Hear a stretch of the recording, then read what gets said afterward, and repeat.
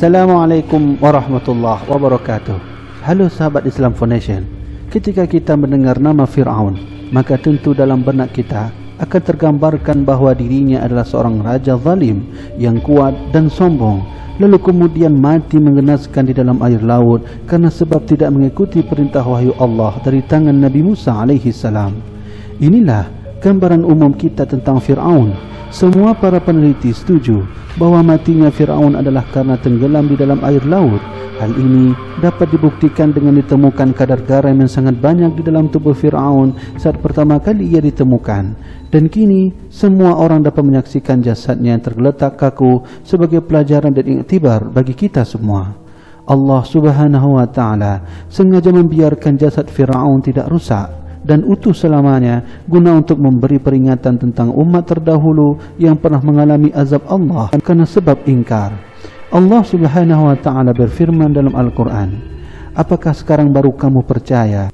Padahal sesungguhnya kamu telah durhaka sejak dahulu dan kamu termasuk orang-orang yang berbuat kerusakan.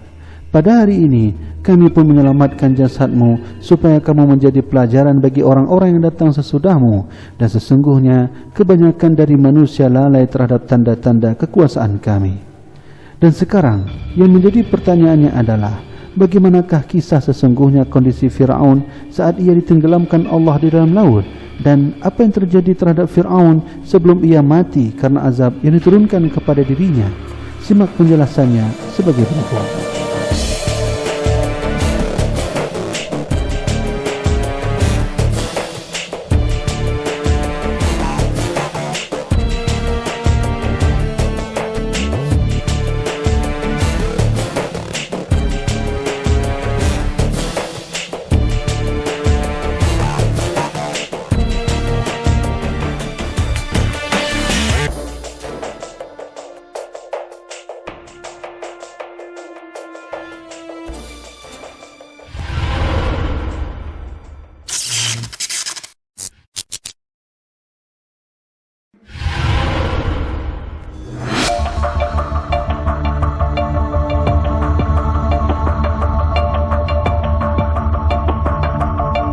Di dalam kitab Badi'udz Dzuhur wa Aqaidz Dzuhur karya Muhammad bin Ahmad Al-Hanafi bercerita tentang kisah ini.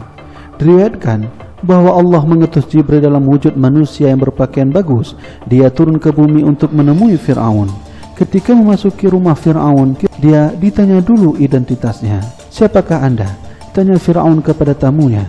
Orang itu berkata, aku adalah salah seorang hamba raja.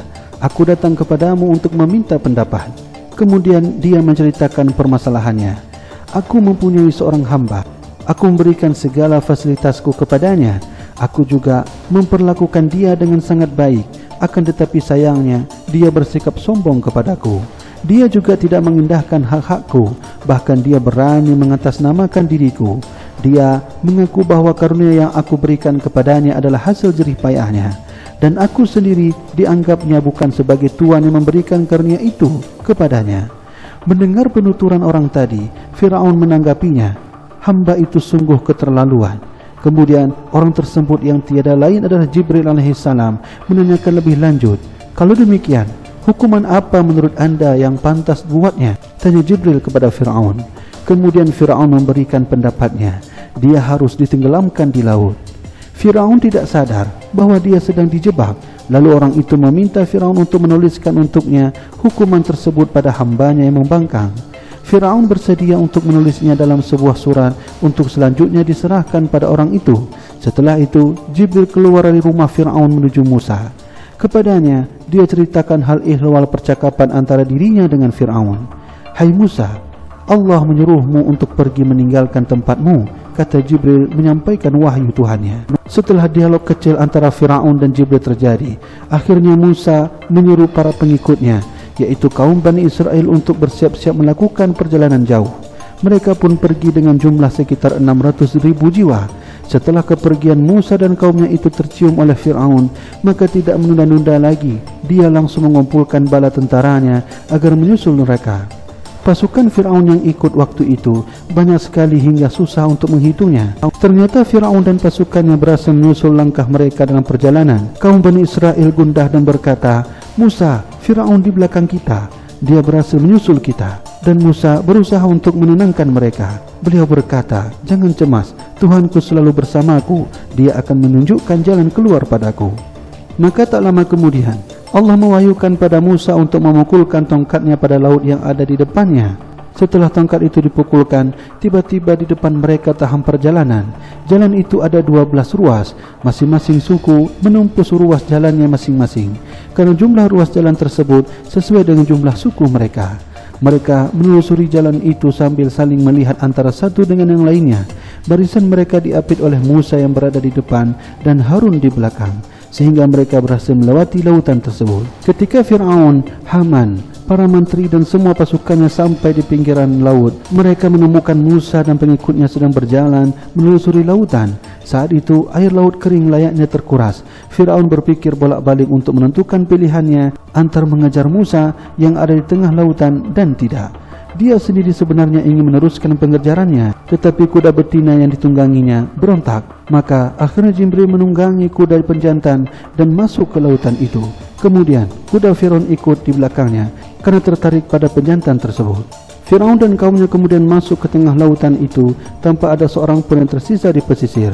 Begitu mereka masuk semuanya, laut yang tadinya kering kembali berair. Air itu tumpah mengelamkan mereka sampai mati. Saat itu Jibril datang kepada Fir'aun dan memberikan surat yang dahulu ditulisnya. Ketika Fir'aun melihat surat itu, dia baru sadar bahwa dia sekarang akan binasa. Maka tak pelak lagi, ruas-ruas jalan yang semula kering menjadi basah dan terbawa oleh arus air laut yang bah. Akhirnya Fir'aun dan kaumnya mati semua, tidak ada seorang pun dari mereka yang selamat. Lanjut perawi menceritakan dalam kitab tersebut, setelah memastikan dirinya akan binasa, Fir'aun baru berucap, "Aku beriman bahwa tidak ada Tuhan kecuali Tuhan yang diimani oleh Bani Israel, dan saya termasuk orang-orang yang berserah diri kepada Allah." Jibril berkata kepadanya, "Apakah sekarang kamu baru percaya?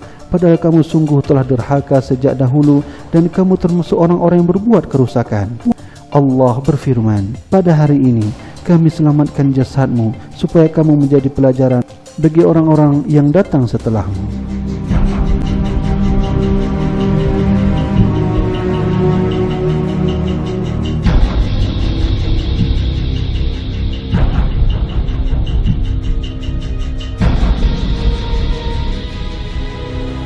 Memang Allah sengaja membuat utuh jasad Fir'aun dan mengeluarkannya dari dasar laut agar kaum Bani Israel percaya, karena mereka banyak yang ragu atas tenggelamnya Fir'aun.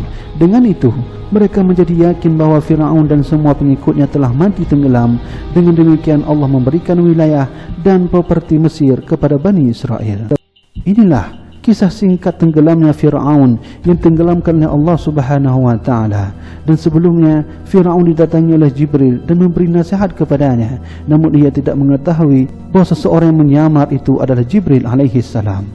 Ada hikmah dan i'tibar yang dapat kita ambil dari pelajaran kisah ini, bahawa sesungguhnya Fir'aun yang jasadnya masih ada tersebut adalah pelajaran bagi kita dan i'tibar bagi kita semua, bahawa sesungguhnya jasad ditinggalinya diabadikan oleh Allah Subhanahu wa Ta'ala merupakan pelajaran bagi kita semua untuk selalu taat kepada Allah dan tidak melanggar perintah-perintahnya. Allah Subhanahu wa Ta'ala adalah Maha Pengasih lagi Maha Penyayang dan Maha memberi peringatan kepada siapapun yang perlu peringatan.